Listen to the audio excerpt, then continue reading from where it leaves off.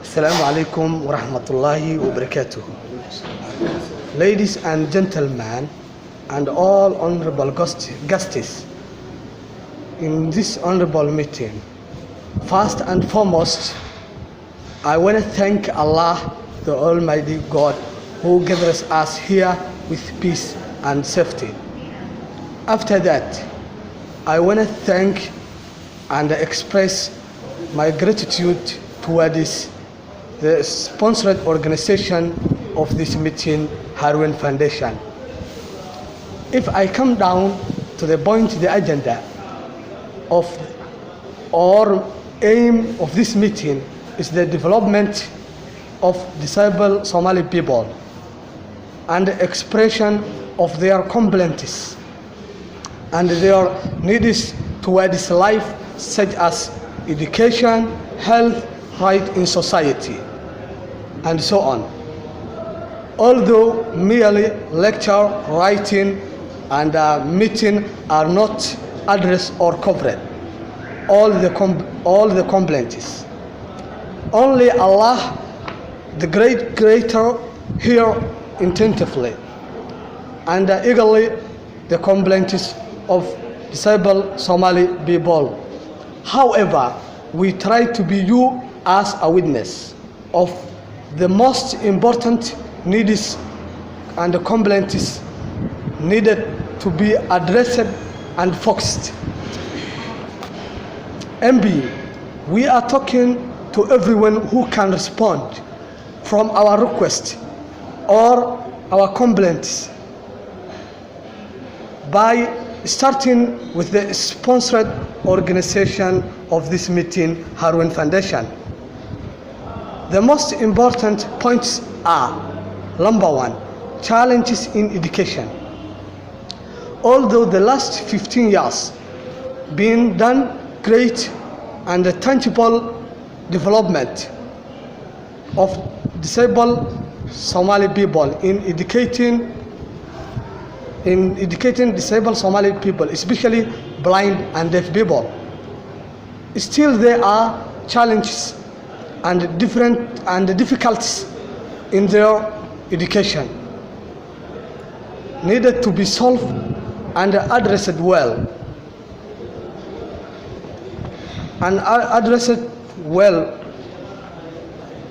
To be solved and addressed well, the most important ones are: number one, they don't get books written and printed braille text so that they can get along with their peers who are not disabled, and to be easy for them to enroll in high schools and universities. Number two, B, they don't get scholarship from inside or outside the country. C, they don't get place especially for them to learn languages and other skills such as computer skills and technology overall. D, and also it's hard for them to get right equipment to support in education. Number two, challenges in health and medical needs. Somali disabled people are poor and needy people, and some or most of them, if they need medical issues from inside or outside the country, they don't have access to hospitals and a healthy center due to financial struggles, because they neither avoid to pay financial fees in treatments, nor get anyone to support them and pay their health financial requirements. Number three, challenges in working and traveling. The disabled Somali people, there are various parts encounter difficulties, challenges when they are walking in the streets, because some of them don't have equipment that enables them to cross the street safely. Such as equipment can be mentioned as important ones. White cane that blind people use and a wheelchair that disabled people use. As mentioned earlier, disabled people have some knowledge and in theology or religion and other knowledge in their and other studies and science there in the past few years. However, most of disabled people, they are not trained in skills and talents such as computer skills and technology.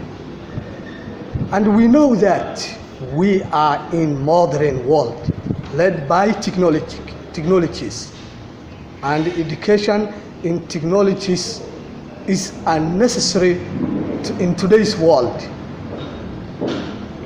There are challenges in unemployment repeated a lot that disabled people,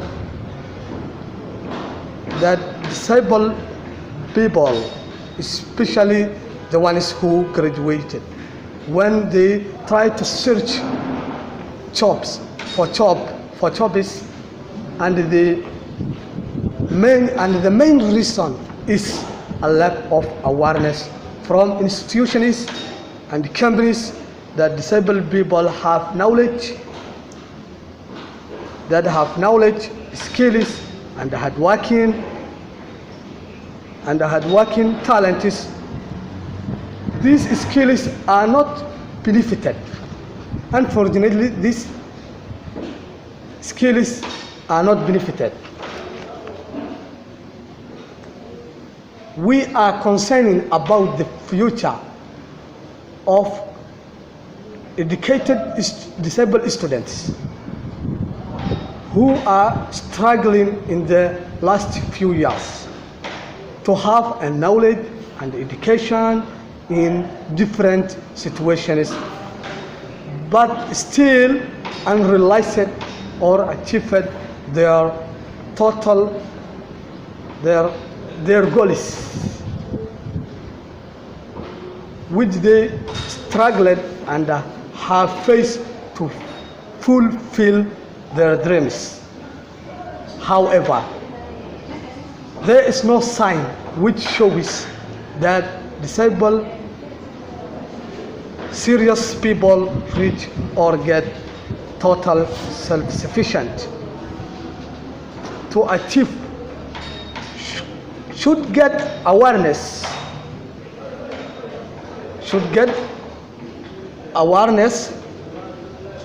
through media, especially for them disabled people, so that to encourage and inform them to encourage them, and they live in society full discrimination and envy vulnerable disabled people. On other hand, getting access media, especially for disabled people,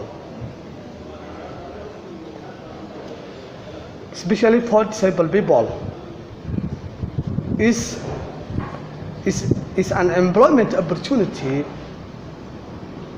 and a chance to help educated youth whose aim is to create bright future for the next generation of disabled Somali people.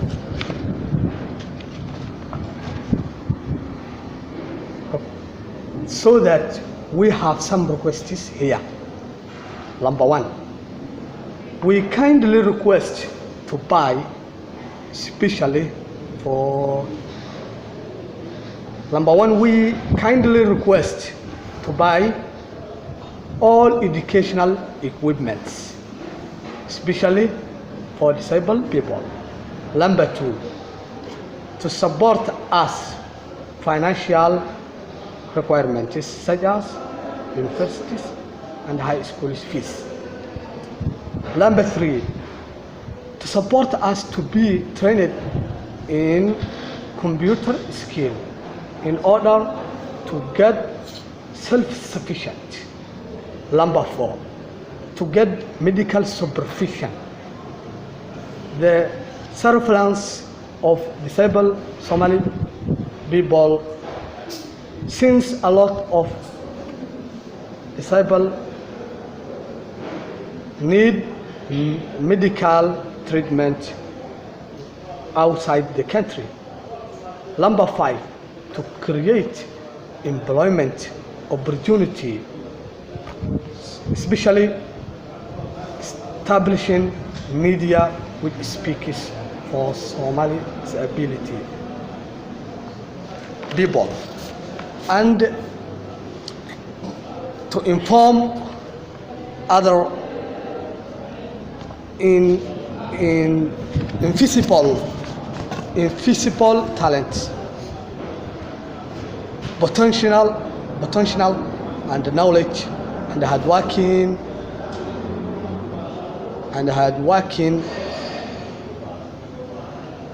disabled people. Number six, to create or held Quran reciting competition, especially for disabled people.